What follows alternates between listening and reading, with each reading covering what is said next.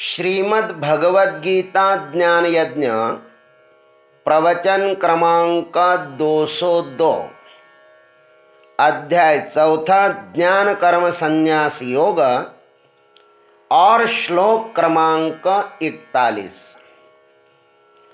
ओम त्र्यंबकं यजामहे सुगंधिं पुष्टिवर्धनम् उर्वारुकमिव बन्धनान् मृत्योर्मुक्षीयमामृतात् समस्तजनकल्याणनिरतं करुणामयं नमामि चिन्मयं देवं सद्गुरुं ब्रह्मविद्वरम् वसुदेवसुतं देवं कंसचानूरमर्दनम् देवकी परमानंदं कृष्णं वंदे जगद्गुरुम्। ओम तत्सत। अज्ञान, अश्रद्धा और संशय, ये तीन परमार्थ मार्ग से साधक को भ्रष्ट कर देते हैं। ये भगवान ने पूर्व श्लोक में अर्थात 40वें श्लोक में बताया। अब जिसने कर्मानुष्ठान के द्वारा संशय का सर्वथैव नाश किया है, अब उस महात्मा की भगवान इस श्लोक में प्रशंसा करते हैं। आइए भगवान की भाषा में सुनते हैं। योग संन्यस्त कर्माणं ज्ञान संच्छिन्न संशयम् आत्मवन्तं कर्माणि निबध्नन्ति धनंजय। भगवान कहते हैं, हे धनंजय, योग संन्यस्त कर्माणम, समस्त बुद्धिरूप योग कर्म योग द्वारा जिसका समस्त कर्मों से संबंध विच्छेद हो गया है, और ज्ञान संच्छिन्न संशयम, और ज्ञान के द्वारा नष्ट हो गए हैं जिसके समस्त संदेह, आत्मवंतम कर्माणि न निबध्नन्ति, ऐसे परमात्मा परायण पुरुष को कर्म नहीं बांधते।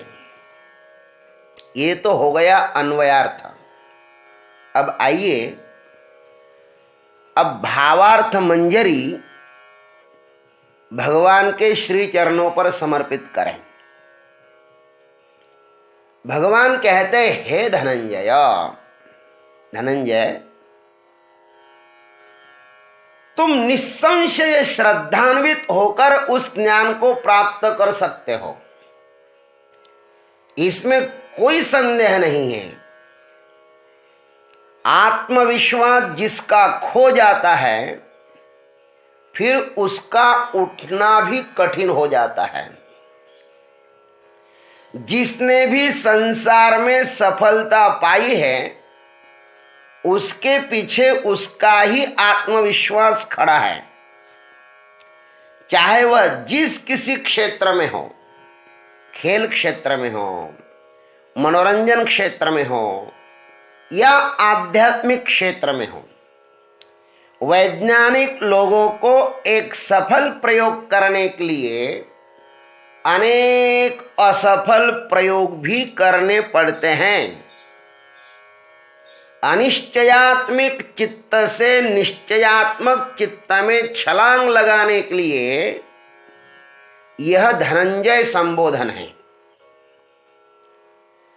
भगवान कहते हैं, योग संन्यस्त कर्माणम, समस्त बुद्धि योग में, देखो जो समत्व बुद्धि है, समत्व बुद्धि योग में स्थित होकर साधक अपने समस्त कर्मों का निष्काम भाव से परमात्मा को समर्पित कर देता है। अपने समस्त कर्तृत्व भोक्तृत्व भावों को प्रभु के चरणों पर निरहंकार भाव से न्योछावर कर देना, यह साधना की बहुत बड़ी उपलब्धि है। साधक को चाहे कि अपने को शिवाय प्रभु के हाथों का एक उपकरण के अतिरिक्त और कुछ भी न समझे। यह पूर्णतः विश्वासी श्रद्धा का जन्म स्थान बन जाता है। पूर्णतः समर्पण का अर्थ है जो कुछ करवा रहा है वह मुझसे, या जो कुछ दिखा रहा है मुझको वह सब उसकी ही लीला है। सुख दुख हानि लाभ जय पराजय सब उसके द्वारा ही मिल रहा है। जिस हाथ से मीठे मीठे फल भिक्षा में मिलते हैं वह उसके ही हाथ है, और जिन हाथों से यदा कदा पत्थर भी मिलते हैं ना, वे भी उसके ही हैं। दोनों को निरहंकार भाव से सहर्ष अभिनंदन करना ही समर्पण है। इस प्रकार का निष्कलंक चित्त प्रभु को समर्पित हो जाता है। यहां पर जो कुछ हमें मिला है वह अनायास ही तो मिला है, किंतु ध्यान रखना अनायास कोई कृत्य होता ही नहीं है, यह भी उतना ही सत्य है। इस संसार में जो कुछ भी हो रहा है उसके अंतरंग में किसी अज्ञात की अवश्य ही इच्छा है। यह जो अज्ञात ईश्वर है ना, वह हमसे कृत्य करवा रहा है। उनका अपना कोई भी आकार नहीं है, किंतु ये सब आकार उसी के ही है। इन समस्त करोड़ों हाथों से वही कर्म कर रहा है। बिनु पद चलहि सुनहि बिनु काना, कर बिनु कर्म करहि विधि नाना। आनन रहित सकल रस भोगी, बिनु बानी बकता बड़ जोगी। ऐसा गोस्वामी भी कहते हैं।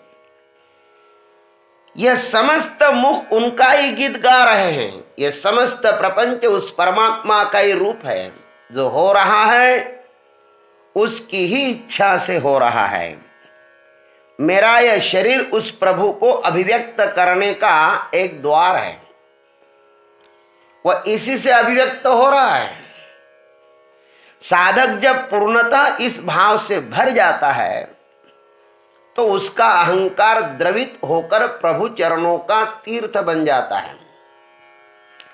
तब एक दिव्य घटना घटती है, और वह क्या घटती है? ज्ञान संच्छिन्न संशयम। समर्पित भावना का अंतःकरण में जब दृढ़ीकरण हो जाता है तो साधक को इस नश्वर संसार में ईश्वर की सत्ता का साक्षात्कार होने लगता है। शनै शनै अहम विलीन होने लगता है, और उसके स्थान पर सोहम का अनुभव हो जाता है। इस दिव्य अनुभूति की घटना कब घटती है? साधक को यह भी पता नहीं चलता। ठीक वैसे ही जैसे निद्रा में स्थित स्वप्न में तल्लीन हुआ व्यक्ति कब जागता है और स्वप्न कब विलीन हो जाता है उसे पता ही नहीं चलता है। स्वप्न में था तो रो रहा था, चिल्ला रहा था, संपूर्ण शरीर में तनाव था, अनिश्चयात्मक स्थिति थी, किंग कर्तव्य विमूढ़ था। परंतु स्वप्न से जागने पर उस स्थिति पर स्वयं ही हंस रहा है। स्वप्न के वे तनाव युगपत तिरोहित हो गए और सब संशय नष्ट हो गए। स्वप्न में जो अपराध किए, जो निरपराध किए, अच्छे बुरे कर्म किए, हत्याएं की, चोरी की, देवालय बनाए, प्याऊ लगाए, जागने पर इन समस्त कर्मों की तथा कर्म फलों की इतिश्री हो जाती है। ठीक उसी समान ही आत्मवंतम कर्माणि न निबध्नन्ति। इसी प्रकार परमात्मा परायण पुरुष को कर्म नहीं बांधते। अज्ञान निद्रा में स्थित अन्यान्य कुरूप सुरूप स्वप्नों को देखता हुआ यह जीवात्मा अपने निज आत्म स्वरूप परमात्मा के साक्षात्कार में जब जागा है, तब अज्ञान जनित कर्म के द्वारा यह बांधा नहीं जाता। ज्ञानाग्नि रूप अग्नि में दग्ध हुई उस अज्ञान जनित स्वप्नों की राख को देखकर यह सिर्फ हंसता ही है, किंतु स्वप्न में खो गया था मैं, सब मिथ्या था, तो भी बहुत ही पीड़ा दी उसने, मैं भूल ही गया था मुझको, इत्यादि अपनी ही ना समझी पर फिर हंसी आती है। समस्त कर्म बंधों से मुक्त होकर यह परमहंस महात्मा अपनी सर्वतंत्र स्वतंत्रता में इतस्ततः विहार करने लगता है। यही उसका निज स्वरूप है। यह समस्त विश्व उसका ही प्रतिस्वरूप है। ये नदियां उसकी शरीर में खून बहती हुई नाड़ियां ऐसा समझ लो। वृक्ष घास पेड़ पौधे मानो उसके बाल हैं, सूर्य चंद्र उसकी मानो आंखें हैं, आकाश उसका उदर है, सब वही हो जाता है। तब उसे कोई भी कर्म नहीं बांधता है। भगवान स्पष्ट कहते हैं कि ऐसे महात्मा को कर्माणि न निबध्नन्ति, जो आत्मवान हुआ है, सबकी आत्मा हुआ है, सबको अपने में जो अनुभव कर रहा है, वह महाराज समस्त कर्मों से मुक्त हो जाता है। आत्मवंतन कर्माणि निबध्नन्ति धनंजय। इस प्रकार इस पुरुष का लक्षण है।